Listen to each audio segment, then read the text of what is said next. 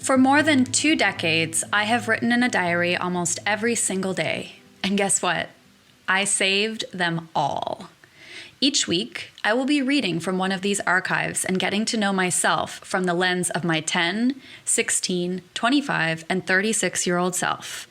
We'll explore big topics such as body image, queerness, divorce, addiction, mental health, and friendship. I'll read cringy poems and attempt to find compassion for the painful tenderness of my younger self. Join the drama of me and my guests as we explore our boy-crazy, closeted, angsty selves, one stupid page at a time.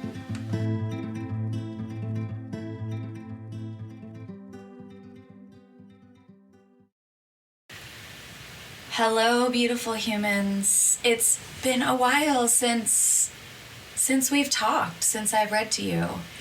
I have been on vacation. I went to the East Coast to visit my best friend. I took my sweetie for his birthday. My favorite people met my love, and it was an amazing adventure. I've been writing about it a lot this week. If you want to hear more about that, I'm sure I'll read the journal at some point, but you can also follow my journey through my Substack. It's called The Monday Club, and I will include the link at the bottom of this episode if you're not already a subscriber to my Substack. It is where you'll find me these days. I've been working on spending less time on socials, and I'm really loving Substack as a way to share stories and poetry, so you can find me there. But in the meantime, I'm here to give you a little update on the podcast. I'm hoping the sound quality is getting better and better as I, what's the word I want to use? As I construct my in-home podcast studio. So right now I'm sitting in a big comfy chair that I got from a thrift store specifically for my studio. I've got my mic in a better location, stacked on a table and a stack of books. I've got a coffee, I've got a soda water, I've got a bowl of local strawberries, I've got a candle lit, and I've got the journal that I'm going to be reading today. I've also been soundproofing the room in my basement, so I've now got heavy towels and sheets up on about 2/3 of the walls. So I still got a little bit of coverage, which should improve the sound quality even more. And I've also barricaded myself in a section of my basement so that my dog cannot interrupt, much to her dismay. So, like I said, I'm hoping the sound quality is coming through a little bit better and that it just continues to improve. Thanking you all so much for your patience and for everybody who's out there listening. I've gotten some really nice little notifications from my podcast hosting platform saying that a lot of people are listening and downloading and sharing. So thank you all so much. You can find this podcast anywhere you listen to podcasts. So if you're listening on Spotify, thank you so much. If you're listening on Apple, you can also, like and recommend and share and do whatever you do there. But you can also find this on Google Podcasts, on YouTube, on Amazon Music, on a bunch of different platforms. So thank you so much for listening. I so appreciate you, and I was about to say ready to get into this episode, but if I'm being honest, I actually don't know how ready I am because I'm still recovering from the last one. If you listened to episode 6, you know what I'm talking about. I was in the throes of some pretty heavy stress related to my ex and my bankruptcy and money stuff. And so I chose to read a diary from 2017, 2018 when my life kind of fell apart. I left my partner of about 7.5 years. I closed my restaurant very suddenly and I lost all my money. If you're interested in that story and what I think about bankruptcy, you can head on over and listen to episode 6. But if you've already listened, or if that's, or if you're just tuning in now for the very first time, on this podcast, I choose a diary every week and I just read from it and kind of analyze it and share my innermost thoughts with you all. And I have been hopping around the timeline of my life kind of as I see fit. And I started off this podcast with my very first ever diary, which I started when I was 10 years old in 1998. And it was just a saga of all of the crushes I had. Then I went kind of chronologically. I started talking a little bit more about disordered eating, about maybe being bisexual. I'm going through a very angsty period in my sort of preteens. I then jumped ahead to my first solo trip as like a single 30-something when I went to Europe, fell in love, ended up in the hospital, just a wild, crazy adventure. And then I went back to early 2000s, and then hopped forward to this episode where I talk about my bankruptcy. Anyways, all of this to say is I'm heading back to the chronological order. Today I'm going to be reading a diary from 2002. I'm picking up where I left off. In the last episode, prior to the previous one, episode 5, I am in 2001, early 2002, where the attacks of September 11th have just happened.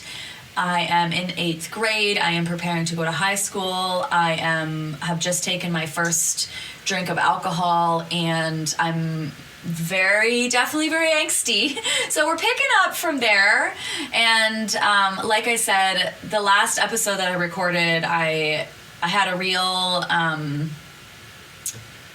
I would say, challenging emotional reaction to. It was a very hard memory to relive.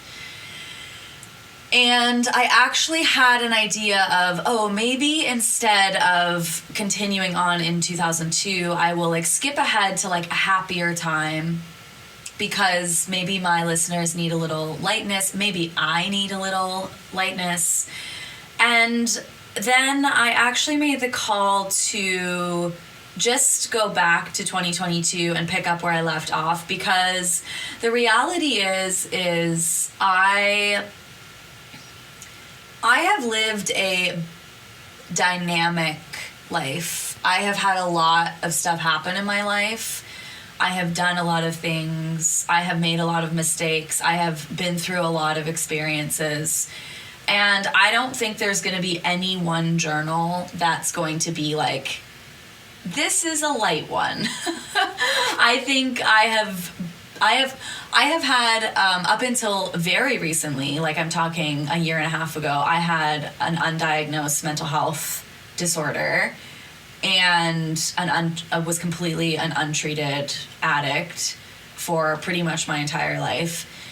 And I've also, I'm not afraid to love and fall for people and take risks and dive in. So for those reasons, I've had a very dynamic existence, and that means it's a bit of a roller coaster. And I'm grateful to you who's on the roller coaster with me, and also wanted to give you full permission that if these episodes are a bit hard to listen to, if they activate you, if they're triggering, if they're difficult, take a break. You have full permission to pause an episode, skip an episode, come back to it later, not come back to it later, send questions, not send questions.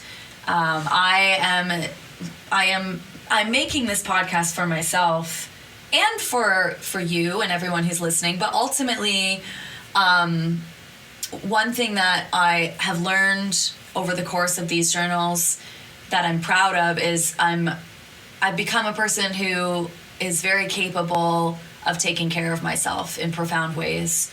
And that's what I want for you as well. I want you to be able to take care of yourself. So full permission to stop listening at any time if this episode or any future episodes are particularly activating or difficult for you. You can always come back or not. But just wanted to send you a little love and give you that permission slip, because that's what I need for myself. So I'm giving it to you as well. So as I mentioned, I took a little short break. I was on vacation, but I was also just kind of processing the last episode. And now I'm back, and I'm back in 2002. Again, I'm in 8th grade. I'm about to have my last summer before high school. This journal was particularly particularly difficult to read because a couple things happen. One is I'm in, like I said, I'm in 8th grade, and I'm in this really roller coaster dynamic time where in the same diary entry, I'm like using stickers and gel pens, and I'm writing about like the candy necklace that I ate. And I'm also entering into like a super creepy, abusive situation with someone who's much older than me. I'm sneaking outside to smoke pot. The angst level is like 10 out of 10 in this journal. I'm quite dramatic, and I'm also just so lonely. I'm so lonely. I would say I am in this diary. I am definitely being severely love bombed and manipulated again by. I'm 14 in this diary, and I am being pursued pretty aggressively by someone who's a couple years older than me. I wanted to give a content warning right off the bat that this episode does deal with sexual assaults in more than one capacity. And I'm not gonna like give gory details, but I am gonna talk about it. So if that's not something you're ready to listen to, I do recommend possibly skipping this episode. But what I will say is, like, the contrast has been really interesting for me to read because it's probably the contrast between 14-year-old, like an innocent 14-year-old girl, and like an angsty 14-year-old teenager is probably the starkest in this journal. And it's because I am at that age, right? Like, I am at that age where like a lot of like hormones are happening, and I mean 14-year-olds are angsty, like what can we really say? But yeah, it's interesting because like one day I'm at Canada's Wonderland with like a group of friends that are my age, and we're just like laughing and eating candy, and then the next day I'm like smoking a joint and like throwing up on a park bench. It's a very, like I said, the stark contrast that is kind of a whirlwind. In this diary, I love glitter. I am using glitter on most pages. I find ways to use glitter. I am really into the bands MXPX, NoFX, Less Than Jake. And Cake. I don't know if y'all remember the band Cake, but I was very into Cake. I'm on MSN Messenger a lot. I print out conversations from MSN. I also am making lots of friends over at Debt Journal. And my sister, the main character, there's 2 main characters in this diary. Actually, there's 2 main and 2 subs. So the 2 main characters other than myself is my sister, who I am fighting with a lot, who is involved in a pretty serious situation in my life. And then the man that I mentioned earlier, whose name is Al, who, again, I'll introduce in the book. And then the 2 main sub-characters, I would say, is my best friend Katie, who I feel like I am drifting apart from, but also like leaning on and really desiring deep friendship with. And my dad, who I'm having a lot of interpersonal conflict with. My dad is really struggling with having 2 teenage daughters in the house and growing apart from both of us, trying to be the best dad and doing what's best for us and keeping us safe, and also just kind of flailing and not dealing very well with the fact that there are a lot of hormones flying around. There's a lot of, like I said, undiagnosed mental health stuff, and we are just not getting along in this book. So buckle the fuck up. June 16th. Oh my God. That is today. That is the day I am recording. I am sitting in my basement. It's about 10 a.m. Sunday morning, June 16th. I I know you're not going to believe this, but like I swear to God, I did not do this intentionally. I just noticed the date. Okay, well, if that's not a sign, I'm on the right track. Who even knows what is a sign? I wanted to just kind of read the end of the last diary. I usually do these, I still actually do this. I do these little summaries at the end of journals if I've planned ahead and if there's enough space. So at the end of my last journal, the one that I read in episode 5, I say, anyways, the purpose of this book was to find myself, and of course, I didn't achieve it. It takes a lifetime to figure that out, but I suppose from all of it, I learned what really matters. There's always a new day, and I figured out who my real friends are, went through a struggle with trying to get rid of bad habits, met some new friends, and well, I have learned a lot. And I'm glad because even though I tried cutting myself and I tried a lot of bad shit, I'm better now.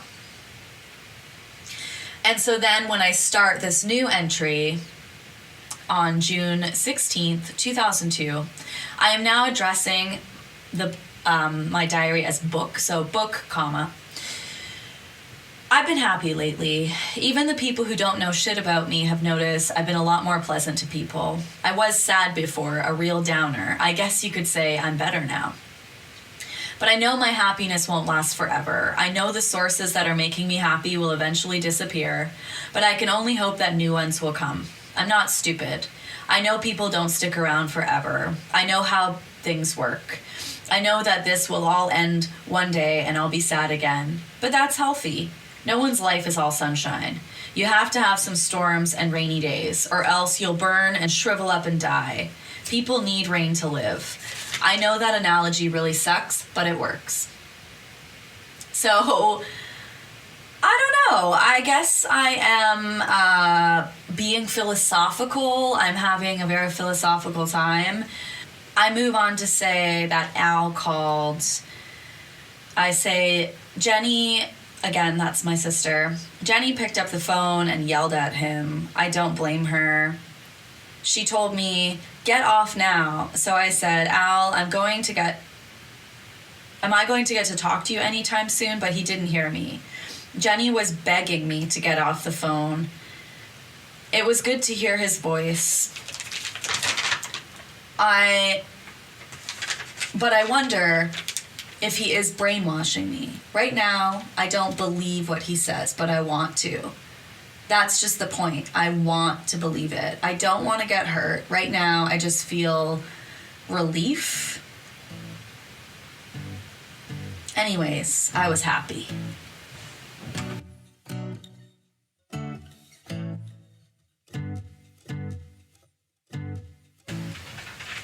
I move on to talk about a phone call that happens. I guess Al calls the house. You have to remember this is in 2002, and we are dealing with landlines here. So we have a landline, and we have like multiple phones in the house. Al calls, I pick up, I'm chatting with him. My sister picks up the phone, realizes we're chatting, and gets really, really upset.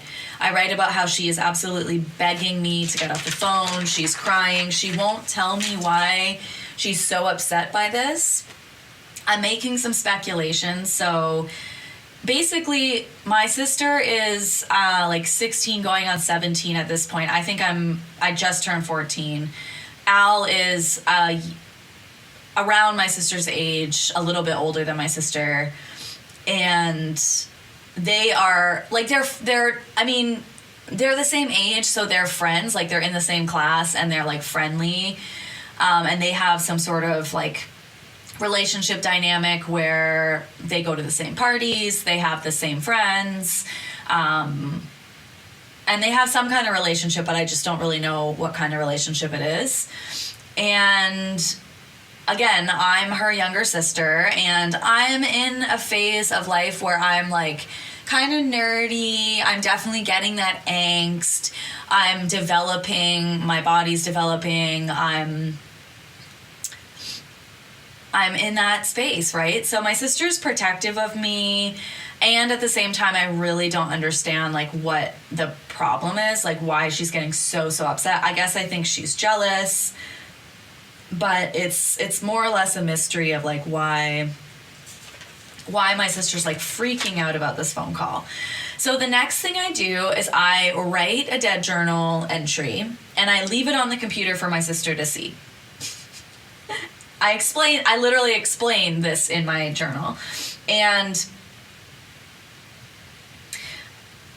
I in the dead journal entry, I share what my sister, like how she stormed out. So my sister came upstairs. She asked who I was talking to. I didn't want to lie, so I said, "You'd be mad if I told you." I guess she got the clue because she looked at me, stormed off into another room, picked up the other phone and said, "You prick, you fucking prick. I told you to leave us alone. I can't believe you did this." She hung up and yelled to me, "Get off now." And I told him I should go. I should have gone, literally. I hung up for my safety and for her safety. I mean, of course I want my sister to be happy. She's my sister. I love her. But she thinks I don't see what this is doing to her, and I do. Maybe she doesn't see what this is doing to me. She also wrote something on the computer and left it on the screen for me to see. Again, we're dealing with landlines here. We're dealing with one desktop computer for the entire family that my sister and I fought over all the time because all I wanted to do was be on MSN and Dead Journal, and all my sister wanted to do was like download music on Napster. Those are the times. These are the times of our lives. So my sister wrote something and left it up on the computer. I printed them both out, put them side by side with a bunch of glitter and highlighter. In this diary entry, my sister is avoiding being specific. She says, she also describes the phone call, and she said that she had asked him to stay away from me. He promised her he would, and then that's why she got so mad about the phone call. She says, "I'm scared for her. Al did some really shitty things to me once upon a time. He got me drunk and took care of me, got me high and took care of me, got me in trouble and took care of me.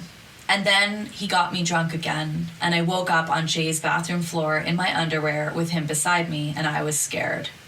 I had no clue what was going on. I wasn't even awake until Jay opened the door next to me and woke me up, and I've been scared of Al ever since. He's done a lot for me. He's been there for me when a lot of people weren't, but I'm scared of him now. My sister doesn't know. No one but me and him and Jay knows what he did. I don't want to tell anybody because I don't want them to hate me. They all hate him now. He follows me around and threatens me. And now he's after my little sister. She's 13. He made her think that he understands her. He made her think he actually gives a shit about her. And she believed him just like I did, and he's turned her against me. She doesn't see that he's manipulating her and that he's doing to her what he did to me. He got her drinking, he got her smoking, he got her doing drugs, he got her sleeping on sidewalks because she's too fucked up to come home and face our parents. Sometimes I want him to fuck with her just enough so she realizes what a bad guy he really is. It took me a long time to figure out what was really going on, but she just doesn't see it, and I'm scared for her.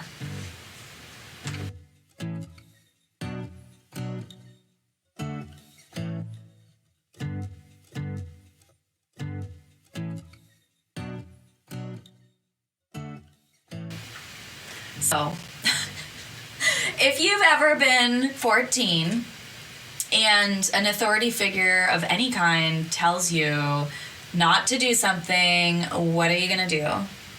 I mean, if you were me, you are going to do the opposite of what anyone tells you not to do. At this point, my sister is begging me to not talk to this guy. My friends are also telling me they're worried about me because I am drinking more. I think I've started smoking cigarettes. I'm staying out late. I've also changed the way I dress. I'm wearing dark colors. I am, my mood is fluctuating. My parents are also jumping on the bandwagon.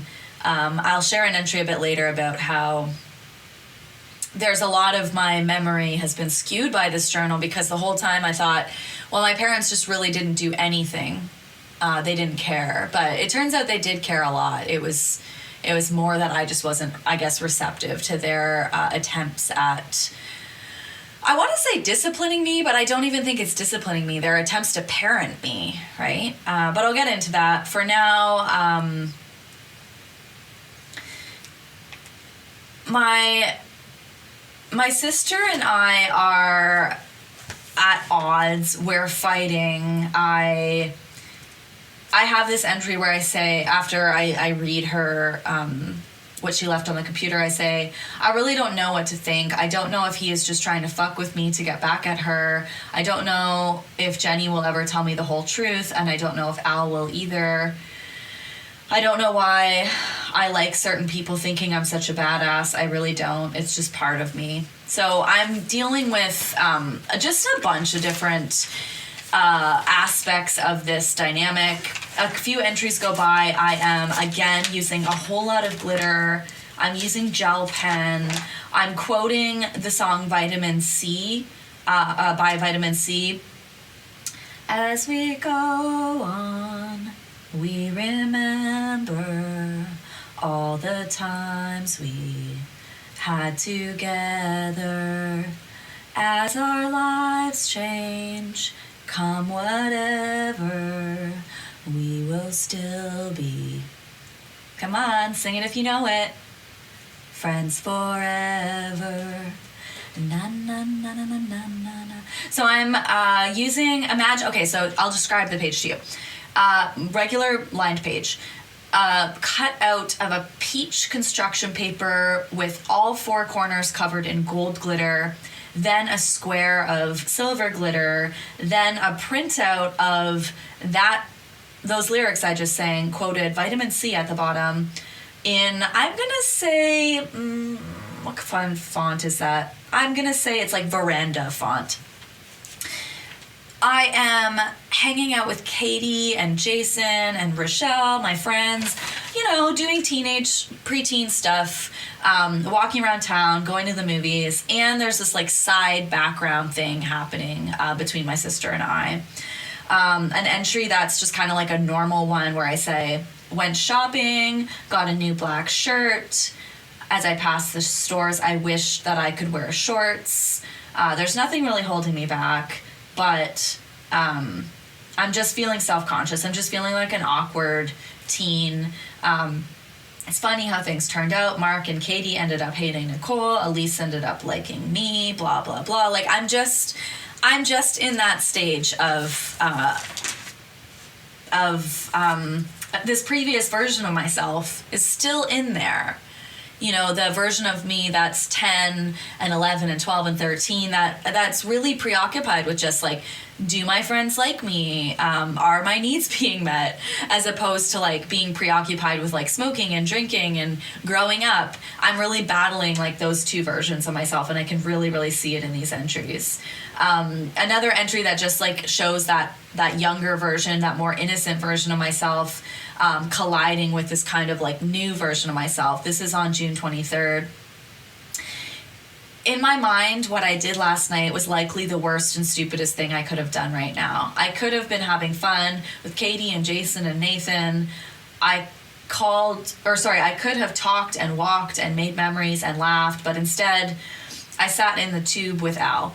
The tube is like this big plastic tube at the park that like connected the slide and like the whatever monkey bars or whatever it is, and it was like enough that you could fit like kids it was this big plastic cylinder that was hard plastic, and it had a couple holes cut out so that you could like look through, but ultimately it would kind of like hide you, and you could fit like a couple kids in there when you're playing at the park. So I sat in there with Al.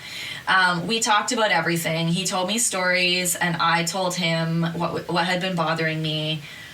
Anyways, I was totally paranoid whenever a car drove past that it was either my mom or Katie's mom and they would see us and I'd get in trouble. But now I feel relieved. I stayed up with Al from about 9 p.m. until 6:30 a.m. and talked. Once I said, the sun is in my eyes, and he said, no, that's a street light. I didn't smoke or drink anything. I think if Al would have been drinking, I wouldn't have wanted to be around him. Along with this feeling of satisfaction comes guilt. I feel like Katie and I are drifting apart more than ever. Maybe we just won't talk about this night.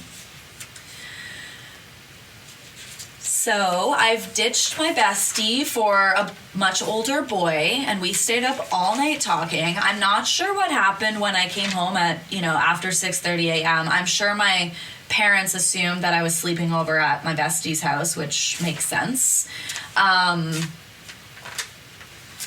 So coming up again is, I again want to give that content warning. This is where I explicitly mention a sexual assault, and I just, want to give you a second to prepare yourselves. This was not an easy entry for me to read or to admit how I have reacted to the happenings in this entry. So June 24th, book.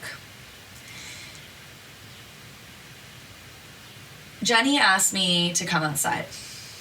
She said 3 words that I will never forget. He raped me. We stood on the lawn for an hour and yelled at each other and cried in each other's arms. I told her why I felt like I needed him, and she told me she actually tried to kill herself, that she once loved him, and then we both felt guilty. And then we agreed. I made my choice. I was choosing her and saying goodbye to him. She hugged me, and then she left. She had Sarah over, and we were all laughing and loving, and it was really nice. And then Al called. Of course he did. I told him I needed to say goodbye. I told him how he once said that people will be friends forever if they leave on friendly terms. And he told me I could make Jenny feel guilty, and he told me that we could see each other behind her back. He told me I was cool, and he told me how shitty this was, and I told him I didn't want to lie to my sister, and that's true, I don't. So we're not going to. It was actually a goodbye. At the end of the conversation, he said, I could say something, but it'll just get me in bigger shit. Just say it. And then he told me 3 different words that I'll never forget. I love you.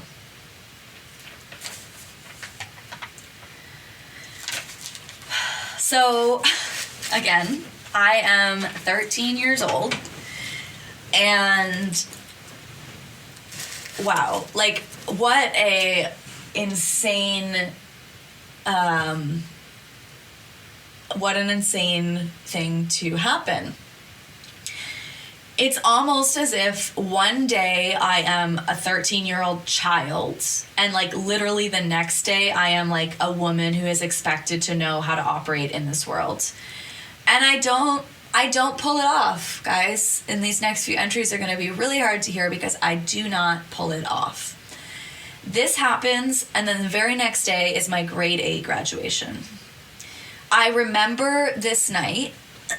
I remember it because it was supposed to be this kind of carefree, fun night where we all went to the community center in town. We all got dressed up.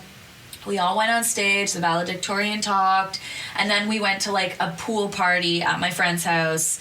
But I was so preoccupied with this whole situation of Al and my sister and this knowledge that I have that I'm kind of refusing to understand. And so then anyways, the next night is graduation. I start the page with graduation. Not at all what I expected, much less, well, not really, just different. I got there, took pictures with everybody. Katie and Elise looked so nice. After that, I mingled. I was talking to Sana, and I actually had a really good time. We got more pictures. Then I list the awards I got. Anyways, after that, I went outside and saw Al. So I want to say it wasn't unreasonable that he was at my graduation because he had a younger brother who was actually in my grade. So it made sense that he was there. But I got really mad that he was there because I had just had this fight with my sister, and I had called him and said, like, it's over, kind of more or less leave me alone. But I don't think that's actually what I said. I think I was trying to keep one foot in, and he could see that. So he decided to come to the graduation and kind of just poke me. Like, I kept asking him to leave, and he didn't. And the other memory I have is standing outside the graduation. I'm wearing all black. I'm very moody.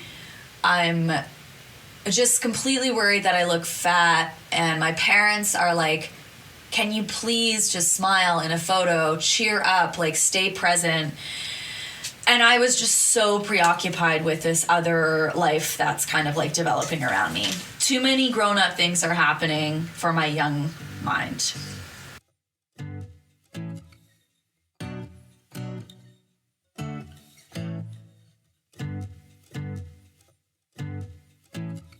I find myself sitting in the same spot on the second day of summer, crying again for basically the same reason. I can see Katie and I are drifting apart. She has Courtney, Nicole, Adam, Jason, Nathan, Jeremy, and more. I feel the same way I felt in grade 2, and I hate it. I mean, maybe I deserve it. I prance around saying how I don't need them, and I could go out with the older people, with Al and Jenny and everything else. But now I realize that Katie is sitting there having fun, and I'm here crying. I can't stand the fact that they're all laughing and I'm sitting here not. I want to be near Katie and Jeremy and Adam. I want to be with Jason, laughing in ease. I don't like this. The worst part is I wasn't invited. I used to be, and I'd pass up the chance because I wanted to be in control, but now I'm still here alone in my room, prime of my life, crying. Ooh, struggle city over here.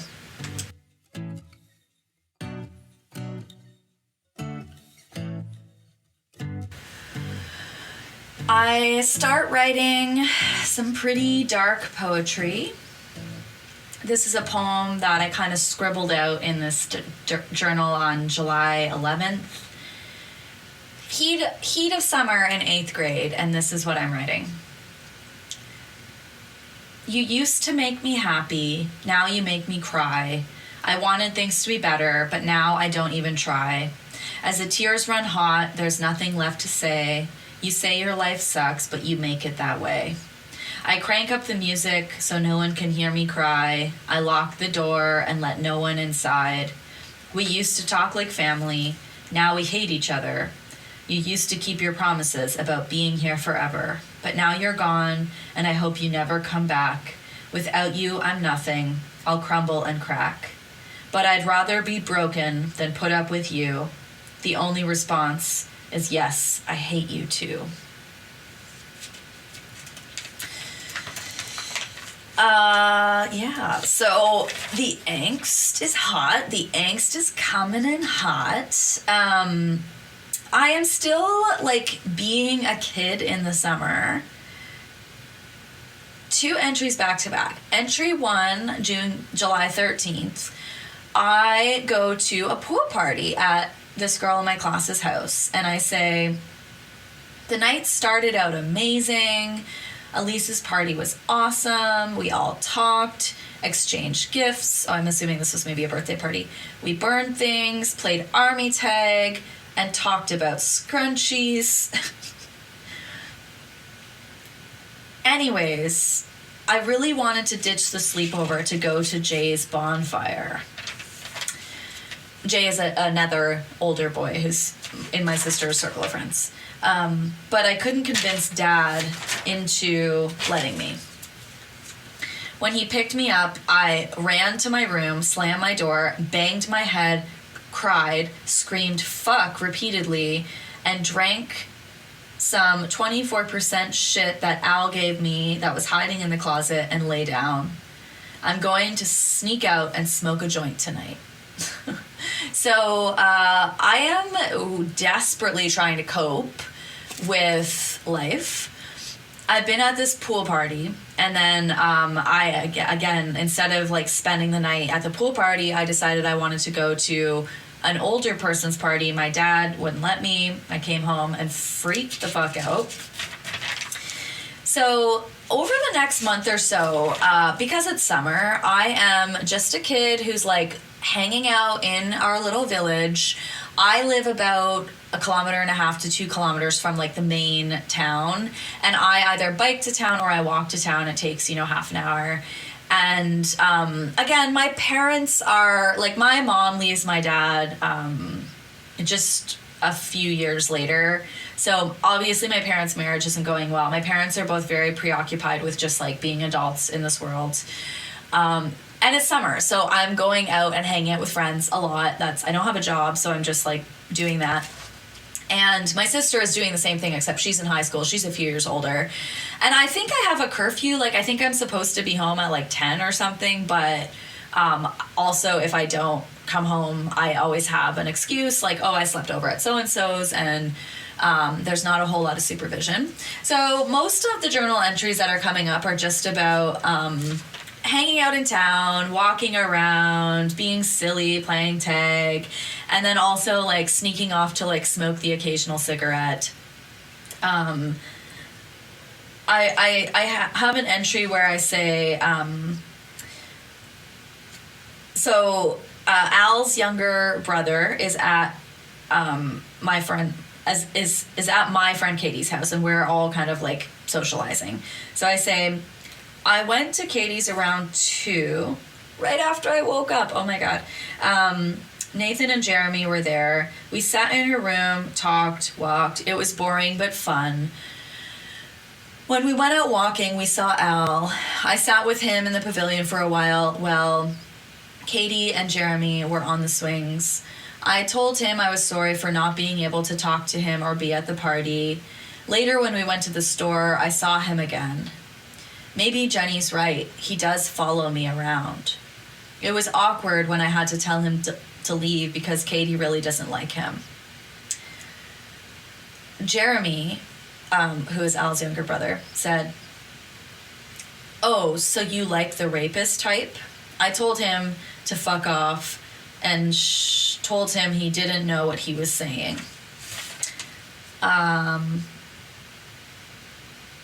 So yeah, I basically like, that's really hard to read because there's all these warning signs that like even from his own brother like thinks he's kind of a shitty guy. And I wouldn't say like, I am preoccupied with him. He's calling the house, and every time he calls, my sister and me have the same fight where she says like, I don't want you getting hurt. And I say, you treating me this way hurts me. And she says, you know, I'm trying to protect you. And I think, you know, people are trying really hard to get me to see that this is not a good person that I should be spending time with. I want to say now that, like, I think when my sister told me what had happened to her, this was like a very new concept to me that I had never really heard or experienced in the world, even in like on movies or shows or whatever. I think I knew very little about sex. I knew very little about consent. I knew very little about being physically violated. I don't think I took it with the seriousness that it required. And I feel compelled to say that, like, if this was my story now and anybody told me that they had gone through a sexual assault or been raped, I would take it so seriously and honestly, like, without question, would, like, immediately cut the person from my life. This is a different time. And I do feel shame. I do feel a lot of shame around how I handled the situation. In the sense that, like, I don't think I didn't believe my sister's story. I think I didn't know how serious it was and how hurt she was and how much she truly was trying to protect me from this guy who was, to be honest, like, really shitty. I write this entry that, again, hard to read, July 17th. Sort of partway down the entry. As I talked to him, he told me about this party on Friday. He says I should sneak out and come. He says there will be lots of beer and he will get me a 2-4 for free. He will get me 24 beers. I could probably drink like half of a beer, you know. He also asked me if I was scared of him. I told him I wasn't. I'm not scared he's going to hit me or scream at me. I'm scared of one thing, though, is that he's 4 to 5 times stronger than me. I mean, he could easily kill me with one punch if he wanted to. I don't think he would hurt me intentionally, but he doesn't know what he's doing when he's drunk. He has done it to my sister, and then the next day he calls and doesn't know what he is apologizing for. But my sister's stronger than me. She could take a lot more. I'm like 90 pounds. He's probably like 190 pounds. It's intimidating. So I would say that is some really unfortunate foreshadowing that, gets much, much worse. So the next couple weeks, I am drinking more.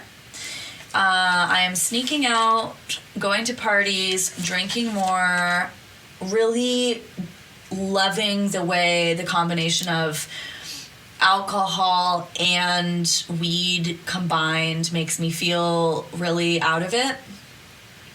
I haven't been like drunk yet. I have just kind of like been buzzed.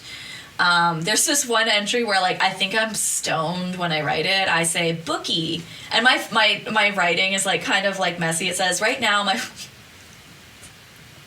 this is so like 90s child. Right now my room is lit with several candles. My lava lamp is moving like crazy. The lights are off. All I Need Is You by the infamous Moffats is playing on low volume. My sister is lying next to me under her blue cocoon, singing quietly. She is tapping her toe as if that slight movement is extreme work. It's 1:52 a.m. on a Sunday night. And then I expand on the moment and I just say, I want to remember this moment forever. And then I think I spill candle wax on the page, like as if I'm not the most dramatic human that's ever human. So yeah, that's kind of the vibes in this month in the summer. So again, reading this journal has been a little bit of a reality check for me, because I truly did believe that until reading this, that the grown-ups in my life just didn't care. Like, I was out smoking and drinking. I'm only 13 and I'm staying out of all hours of the night. And the story that I've always told myself is like, no one was there for me. My parents just didn't care. But that's not the truth, because my parents are really trying to get me to stop hanging out with Al. They're trying to control me, which is making me even more rebellious. But, like, what are they supposed to do? There's this entry where, like, I snuck out of the house. So I say I snuck out the window. I met Al at 9 at Jay's house. I had some weed on me and was planning on giving them some. But then Mom called all around town. Katie and her mom drove up, and they told me I needed to get in the car and go home because Mom called and was very worried. So they took me home. I stormed in, called Mom, screamed at her. She started crying. I don't know if it was before or after that I told her to stop being so fucking paranoid. I called Katie back and told her about my bad luck. She was in a really bad mood today and didn't want to come over. When I had Jason and Nathan over, she showed up. She just literally showed up around 7. We didn't talk about her bad mood. We just watched Finding Nemo. And then we walked up to the village. So my behavior is like impacting my people. Again, there's this entry literally 2 days later where I'm at Canada's Wonderland with like all of my friends, and Katie's there, and obviously we've made a little bit of peace. Again, I see this dance between this innocent 13-year-old girl who is crashing up against this, teenager that wants to be bad, that wants to rebel, that wants to be angsty, that wants the drama, that wants to be loved, you know. I am mistaking attention for love with this older boy, and I am ignoring every red flag. I am rebelling against everyone who tells me to stay away from him, and it's about to bite me.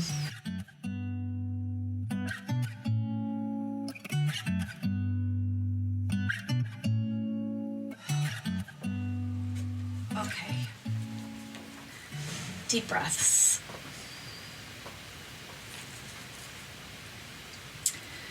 August 4th, 2002.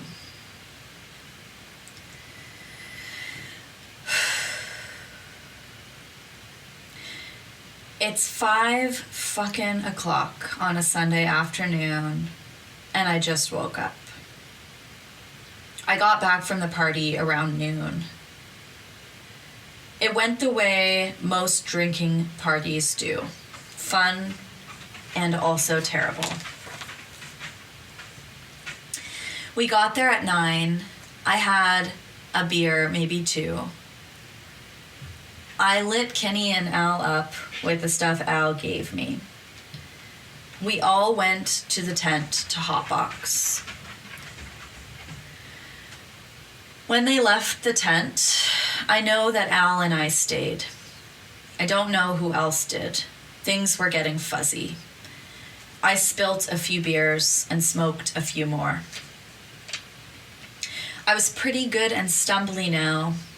I don't know how much fun I had, but I do remember telling Jeremy not to let Al hurt me. I went outside Bonnie's with someone, I'm not sure who, and I started puking. All I know is that Al was there holding my hair. I don't remember much else. I vaguely remember Jason helping me to the back. I remember that Gary was there and he was nice to me and even got me a blanket. I remember I fell asleep, and I remember that when I woke up, I was lying by the fire close to Al. Jay was in his tent. No one else was around that I could see. Al fed me a few lines, said I was hot, that he was glad I came.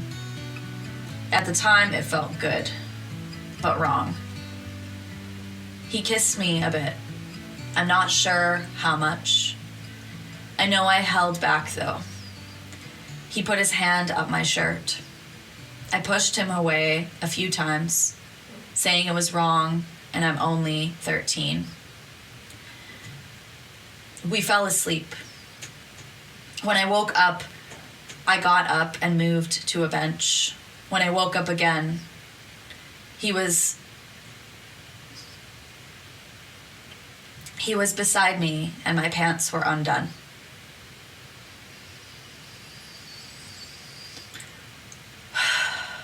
Right now, I'm a little confused. That's how I end the entry because I don't think I can go on with the memory.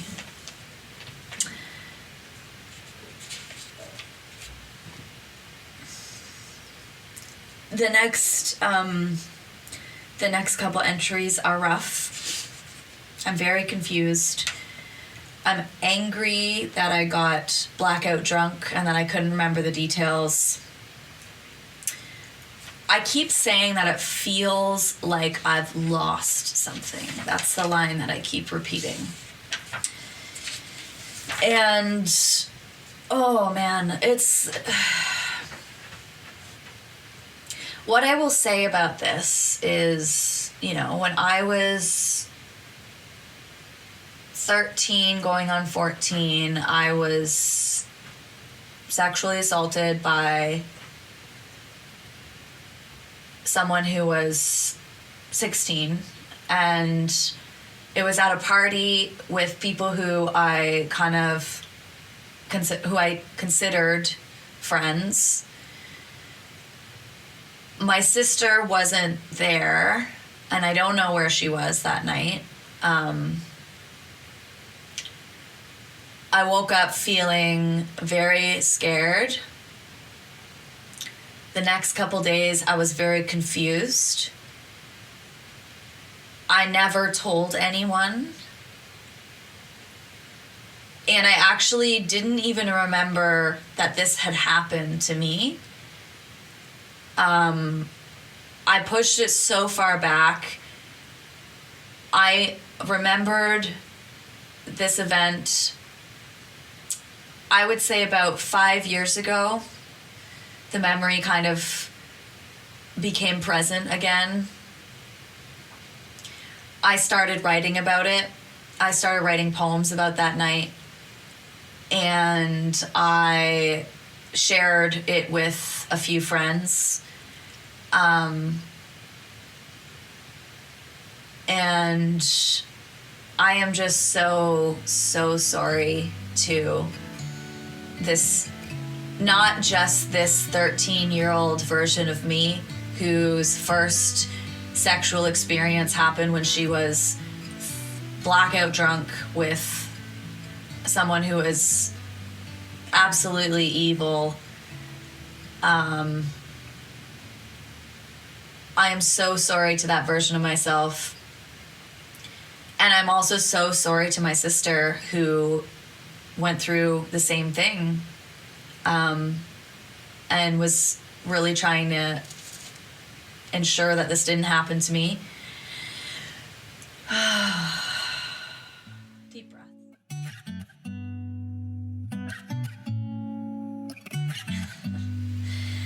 A lot of entries previous to this time had, I like to draw little hearts in the corner. I still do that. And now the hearts are kind of broken hearts. They're hearts that are split. I write and say on August 8th, so a few days later, I say, I talked to Al last night on the phone. I could have totally bitched at him. I could have told him he was a bad guy for not taking care of a drunk 13-year-old properly. I could have said he violated me. I could have yelled at him and made him say sorry. But for some reason, I didn't. I said it wasn't a big deal. I said I was fine and we were drunk. He asked what would happen if the same thing happened again next Saturday. I said I wouldn't complain if it did, wouldn't complain if it didn't. I mean, there's a part of me that did like having him that close and telling me I was pretty and kissing me. I know it's bullshit, and I don't know if I actually liked it. I'm just so confused right now.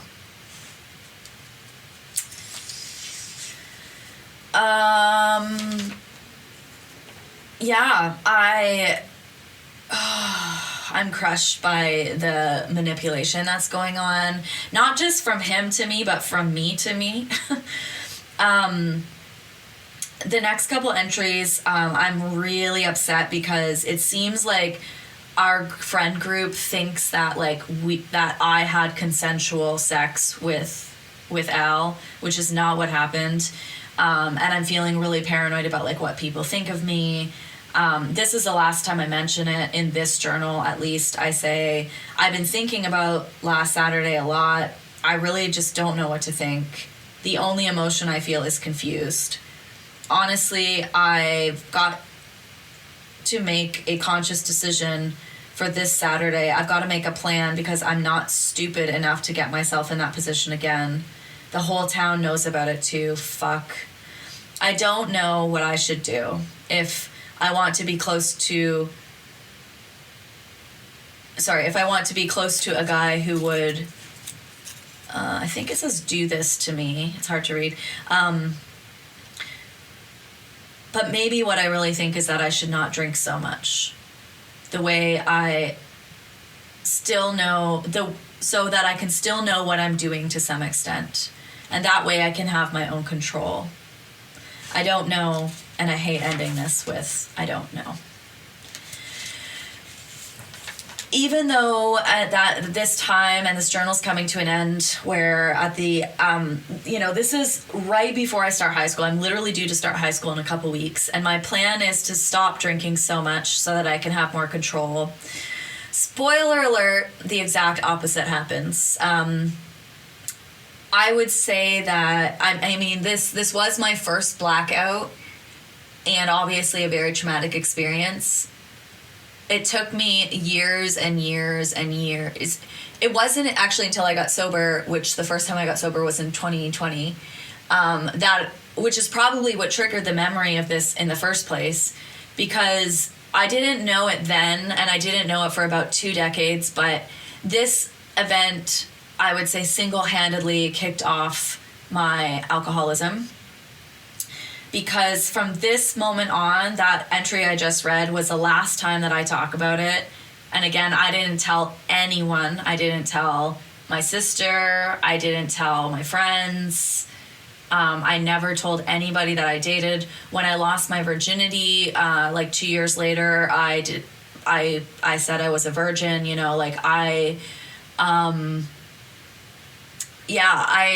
I was so, my main concern was pushing this experience away and down so that I wouldn't have to think about it, that no one would really find out what really happened, that nobody would think badly of me or think I was powerless or think I was stupid or naive.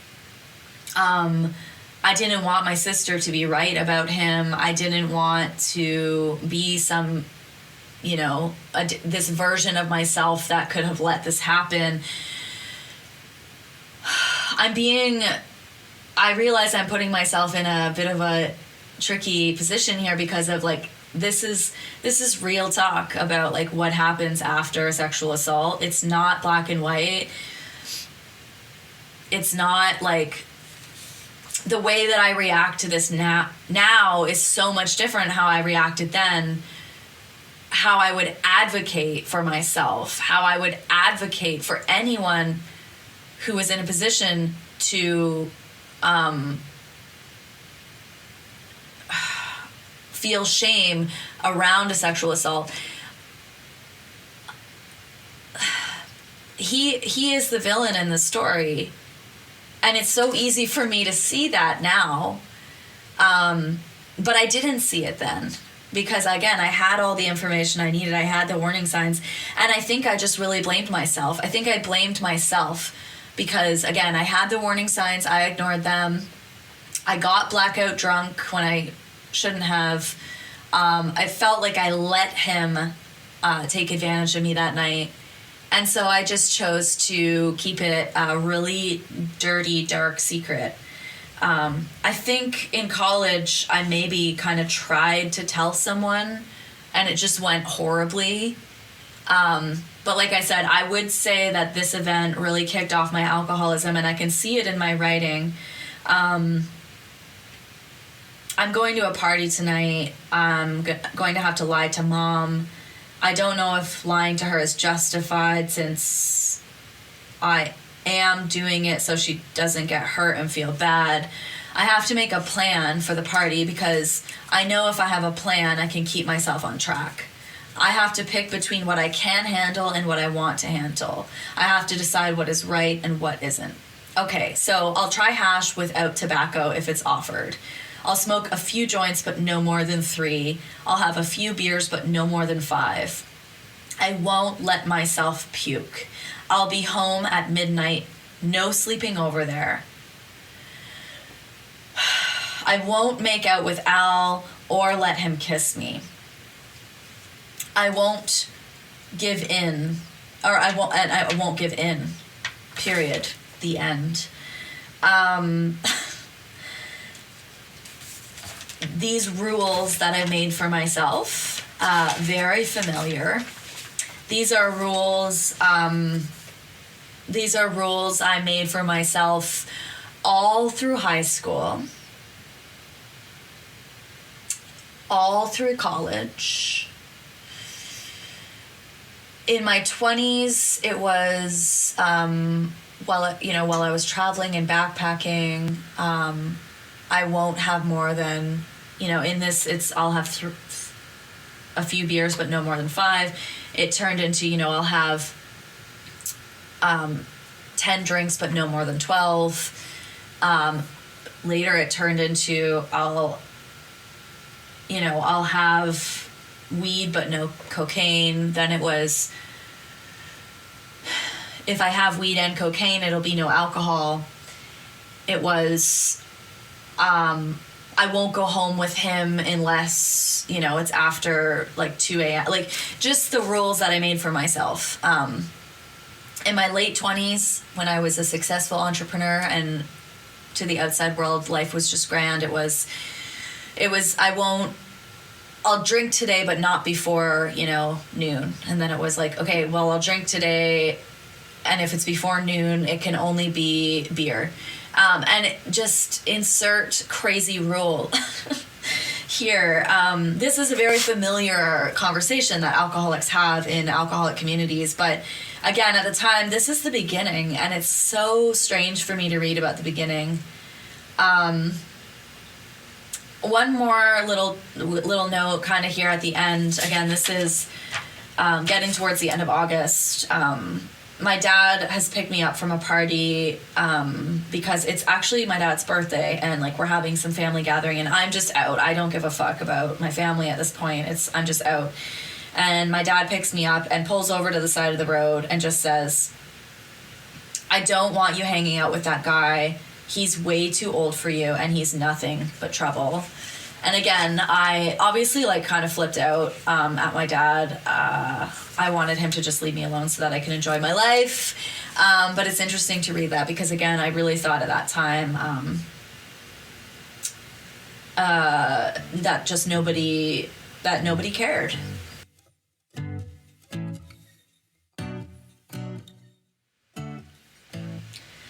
I also asked myself the question, do I really want this lifestyle I'm getting into? Mom, she loved me no matter what, but Dad, he's a different story. Right now, I just don't really care what Dad thinks. He doesn't get that I'm 14. Not 10, not 5, 14. He doesn't get that not every damn thing I do in the next 5 years is going to dramatically change my future. I'm not going to be the way he wants me to be.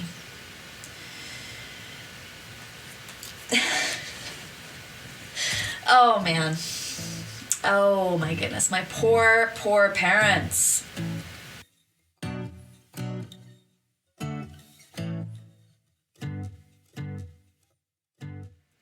Another spoiler alert. I do repair my relationship with my dad eventually. And my dad becomes somebody who I can really trust and a safe man in my life. 5 years ago, when I started thinking about sobriety and the memories of this big life event started flooding forward, and I went to therapy and, started talking about it with some people in my life. I mentioned earlier that I started writing poetry about it. Now, normally I end these podcasts with a cringy poem from my past, but in this diary entry, I'm actually going to end with probably my top 3 poems I've ever written. This poem was published with Last Stanza Poetry last year, and I've gotten some really, really good feedback on it. And this poem is about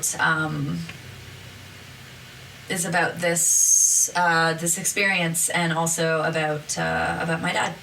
So it's titled Amen, Amend, Amend.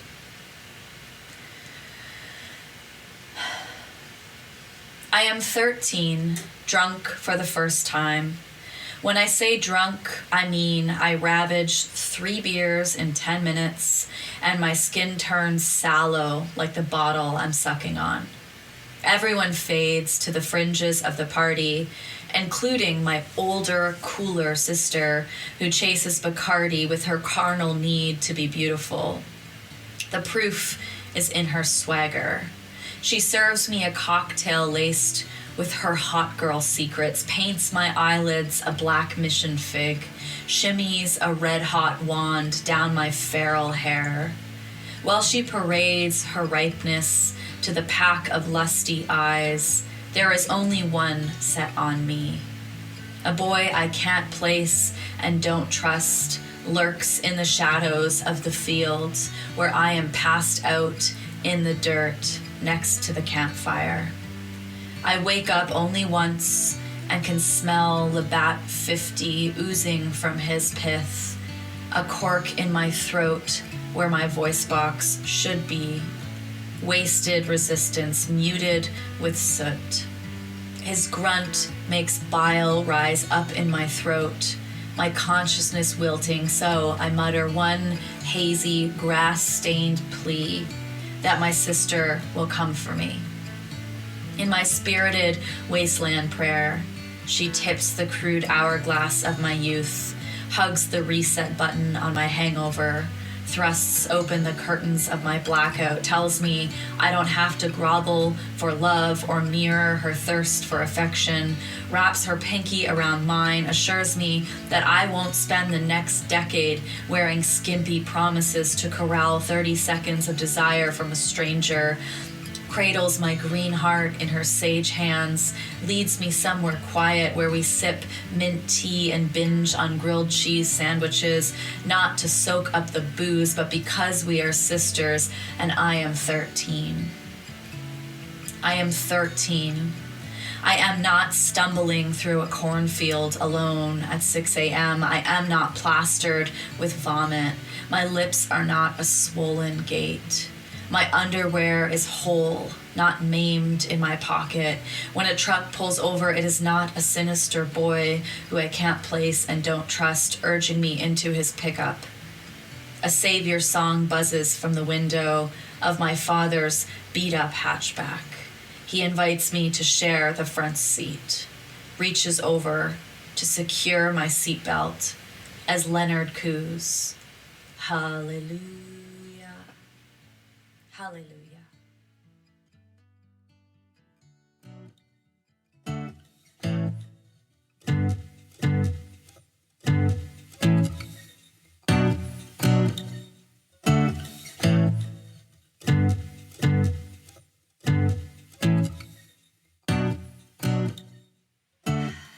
It's not an easy story to relive.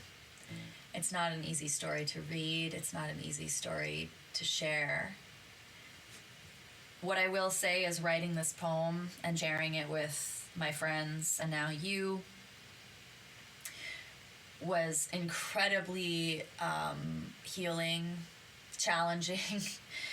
Reading it now, I'm so proud of these words, and I'm so